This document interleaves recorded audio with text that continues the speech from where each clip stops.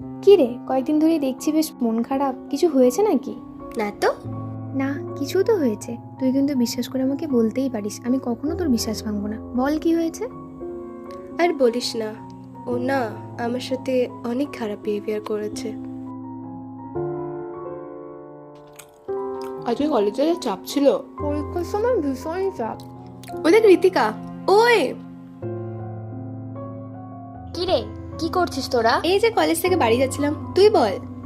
কেমন আছিস? ভালো আছি, তুই? তুই ভালো আছিস তো? ভালো আছি। যা পড়াশোনার চাপ। হ্যাঁ, আবার তো তোদের প্র্যাকটিক্যাল আছে। খুব চাপ। এ দাঁড়া, আমার একটা ফোন আসছে, ধর।